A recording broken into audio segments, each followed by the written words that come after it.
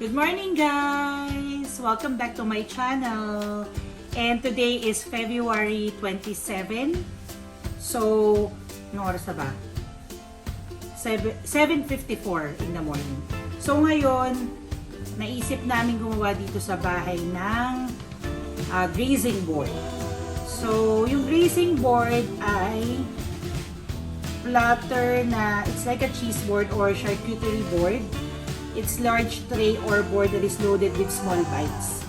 So, ginagamitan siya nung parang chopping board yung itsura niya, pero yung mas magandang version kasi usually yung grazing board is for occasion.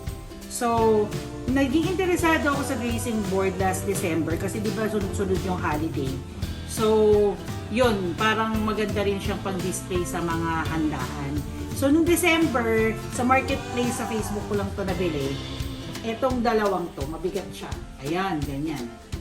So, meron rectangular, meron ding circular na shape. Mabigat siya guys. So, pag pinalo ka nito, malamang chugi ka nito. Teggy bells, okay? So, ngayon, gagawa tayo ng pancake grazing board. So, before, yung mga nagawa ko na pancake na grazing board is yung mga may cold cuts, cheese, may grapes, yung parang halo-halo lang siya, random lang na parang pang-appetizer lang siya sa isang board. So, meron pala siyang different kinds of grazing board. So, today, naisipan ko naman na gumawa kami ng hobby ko ng pancake board. So, hindi ko na ipapakita yung ingredients. Mamaya pag nag-set up na tayo, tsaka ko papakita sa inyo. Okay? So, later, pagka nandiyan na lahat ng pagkain, ihanda natin sa grazing board. Kasi usually, ito talagang ginagamit. Ito kasi usually, itong mga ganito, sa steak to. So, depende na lang sa'yo kung marami kayo o hindi. Di doon ka sa mas maliit. Kung marami yan like okasyon, doon kayo sa mas maliit. So, keep on watching guys. Hello guys! Ito na yung ating mga pagkain para sa grazing board natin for pancake board, pancake grazing board. So, meron tayong scrambled egg. Ito yun. Tapos, meron tayong bacon, sweet ham, hot dogs. Syempre, nating hot cakes.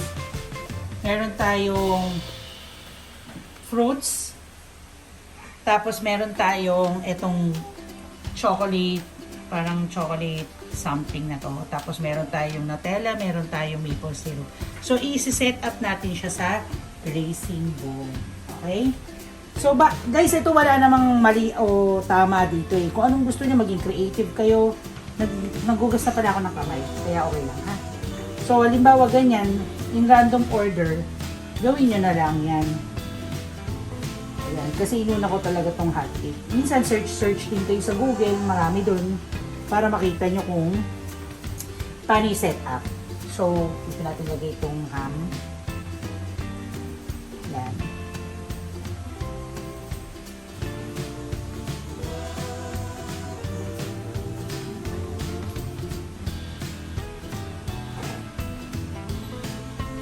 Silagay natin itong mga to.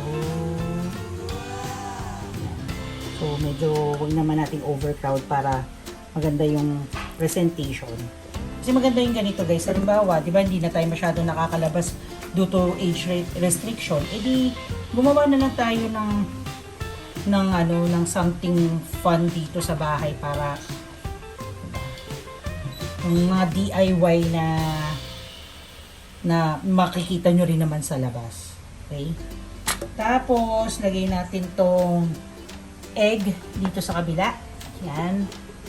Tapos, ilagay natin ng fruits. Yan. Kasi di ba masarap din naman pag breakfast naman talaga. Minsan masarap yung after mo kumain yan, may mga fruits para pang detox. Yan, papaya. Manamis-namis. At Christmas pa. Yan. Lagyan pa natin. And then, ilagay na natin yung mga syrup, yung maple syrup. Syempre, yan ang kapartner ng pancakes. Tapos yung Nutella. Ilagay na natin dito. Masarap din yan sa fruits. Tapos yung mga chocolate chips na ganito. Diba? Chocolate bits, mga ganyan. Lagay na lang natin din dito para hindi masyadong overcrowded. Yan, ganyan. And then, ang whipped cream natin. Masarap din ang whipped cream. Subuksan natin to.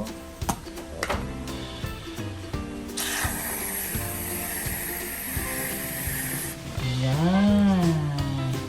So guys, ayan ang ating pancake grazing board. Diba? Sobrang sarap. Tignan. At nagugutom na kaming lahat dito sa bahay. So guys, dito ko natatapusin itong vlog na ito. So, kung nagustuhan nyo, please like, subscribe, and turn on your notification bell. Bye! Ping ping!